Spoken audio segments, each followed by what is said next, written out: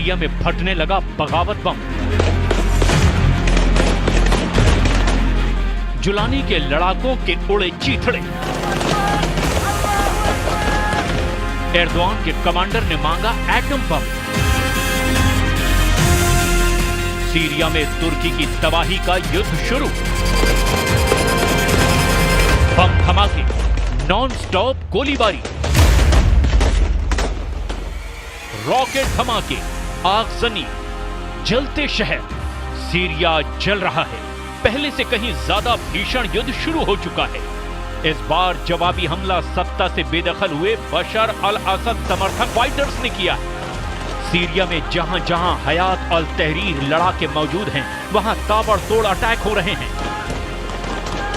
सबसे खूनी लड़ाई लताकिया और टार्टस में चल रही है। सड़कों पर दौड़ती गाड़ियों से हथियार बंद लड़ाके बारूद बरसा रहे हैं।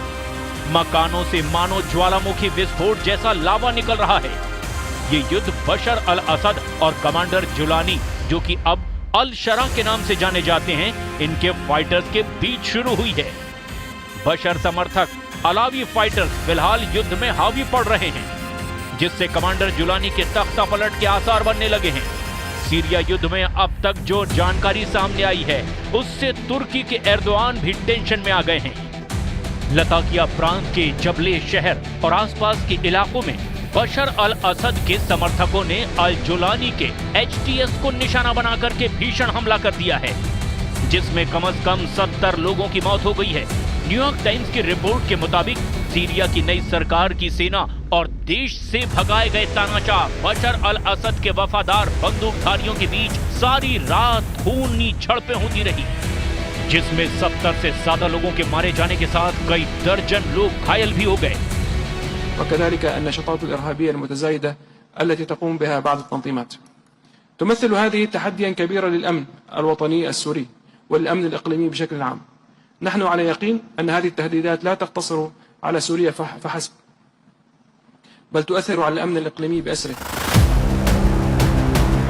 कमांडर जुलानी के खिलाफ बगावत करने वाले बंदूकधारी दमिश्क को रौंदने निकल पड़े हैं। सीरिया की सड़कें खून से लाल हो गई हैं। लताकिया में युद्ध के लिए निकले जुलानी के फाइटर्स ने भी करारा जवाबी हमला शुरू कर दिया है। HTS फाइटर्स ने ऐलान किया है कि बशर अल असद समर्थक एक भी लड़ाके को अब बख्शा नहीं जाएगा। जबले फ्रंट पर मोर्चा संभाल रहे फाइटर अबू दाहर की दहाड़ सुनिए। نحن إدارة أمن العام محافظة حلب نقوم بالتوجه إلى مناطق الساحل لدحر فلول عصابات الأسد التي قامت باستهداف الأخوة في إدارة الأمن العام في منطقة في محافظة اللاذقية. रात के अंधेरे में सड़कों पर दौड़ती बख्तरबंद गाड़ियां, हथियारों से लैस लड़ाकों का दल, मजहबी तकरीरों से गूंजता पूरा इलाका। सीरिया का यही सच है।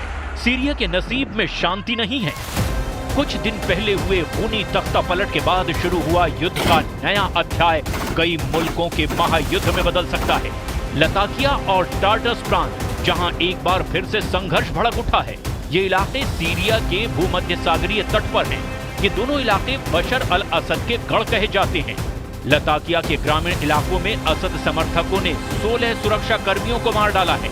सीरिया की नई सेना के खिलाफ अब तक का ये सबसे घातक हमला है। Syrian observatory for human rights ने जानकारी दी है कि जबले पहाड़ी और तटीय इलाकों में असद के वफादारों से भीषण युद्ध चल रहा है। युद्ध की शुरुआत के आरोप कमांडर जुलानी ने बशर अल असद के पूर्व कमांडर सुहेल अल हसन पर लगाए हैं। दावा किया गया कि कमांडर सुहेल अल हसन के लड़ाकों ने जुलानी सेना की सुरक्षा चौकियों पर हमला किया। जवाब में सीरिया के सरकारी बलों ने लाताकिया के एक गांव पर हेलीकॉप्टर से हमला किया, जिसके बाद युद्ध भड़क उठा। कमांडर अल हसन को द टाइगर कहा जाता है। सीरिया में अल हसन कुख्यात हैं। कमांडर अल हसन होम्स मिलिट्री कॉलेज से 1991 में लेफ्टिनेंट कर्नल बने थे। इसके बाद वो सीरिया वायुसेना रक्षा की विशेष संचालन इकाई में शामिल हुए। सीरियाई अरब सेना के सीरिया पैराट्रूपर टुकड़ियों की ट्रेनिंग अल हसन की देखरेख में हुई। सीरियाई अरब सेना की सेंट्रल कमांड संभालने के बाद हसन दमिश्क में तैनात हुए। सीरिया सिविल वॉर में अल हसन ने अल कायदा से लंबी लड़ाई लड़ी है। साल 2013 में अल हसन ने लताकिया से जबात अल नुसरा को मार भगाया था। सीरिया के गृह युद्ध में एक भी मोर्चे पर जंग न हारने का रिकॉर्ड अल हसन के नाम पर है। बशर अल असद के लिए कमांडर अल हसन ने होम्स से लेकर के अलेप्पो तक की गढ़ को कई साल तक बचाए रखा था। अल हसन के बारे में आखिरी अल हसन को लेकर तुर्की ने बड़ा दावा किया था।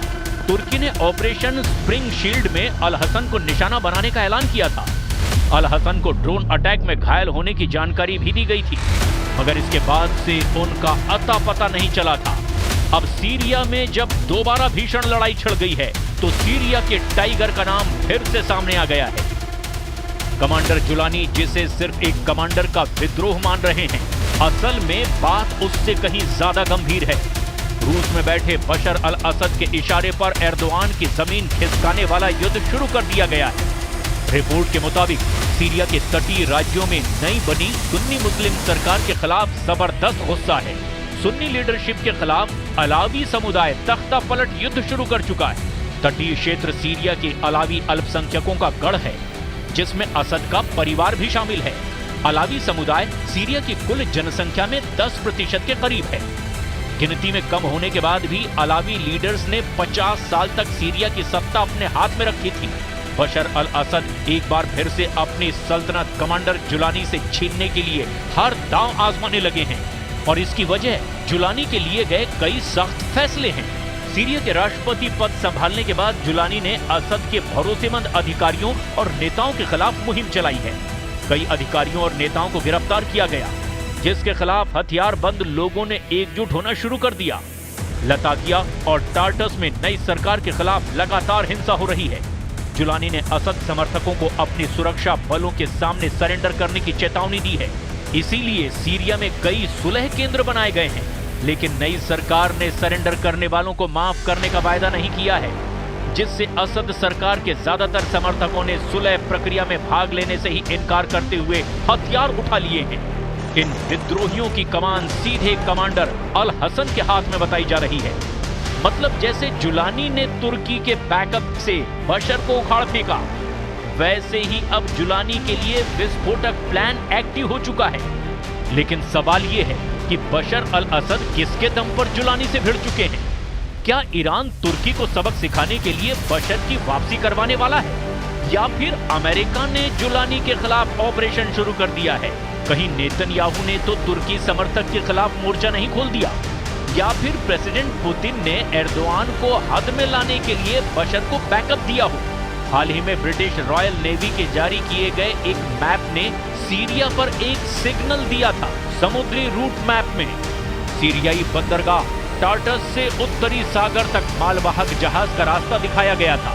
ब्रिटिश रॉयल नेवी ने 3 दिन के अभियान के दौरान इंग्लिश चैनल और उत्तरी सागर के बीच जिस मालवाहक जहाज की निशानदेही की, उसके साथ रूस के युद्धपोत भी चल रहे थे।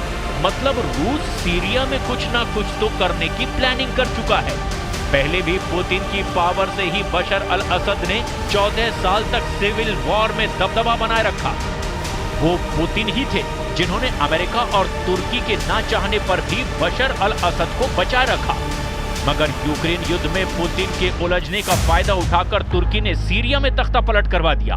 27 नवंबर 2024 को शुरू हुआ सैन्य विद्रोह इतना सधा हुआ था कि बशर अल असद की 24 साल पुरानी सल्तनत को कुछ ही दिन में उखाड़ फेंका गया। ऑपरेशन डिटरेंस ऑफ एग्रेशन की कामयाबी का सेहरा कमांडर जुलानी के सिर सजा, लेकिन इसके असल मास्टरमाइंड कोई और नहीं, एर्दोआन थे। बशर की विदाई के बाद जुलानी की अंकारा भागम भाग ने सब कुछ शीशे की तरह साफ कर दिया। हालांकि सीरिया के ज्यादातर हिस्से में जुलानी विरोधी ग्रुप का कब्जा बरकरार है। इसमें कुर्द फोर्स और अलावी ग्रुप सबसे मजबूत है। फिलहाल कुर्द फोर्स शांत बैठी है, मगर युद्ध भड़का तो कुर्द फोर्स भी एक्टिव होगी। इसके बाद फिर से वही हालात बनेंगे, जिससे महाशक्तियों को सीरिया बैटल ग्राउंड में आना ही पड़ेगा। एक वक्त सीरिया में अमेरिका, रूस, तुर्की जैसी महाशक्तियां टकरा चुकी हैं। वो युद्ध बेनतीजा रहा, मगर इस बार युद्ध में हदें पार होंगी, और ये हद एटम बम के भयंकर धमाकों तक भी जा सकती है।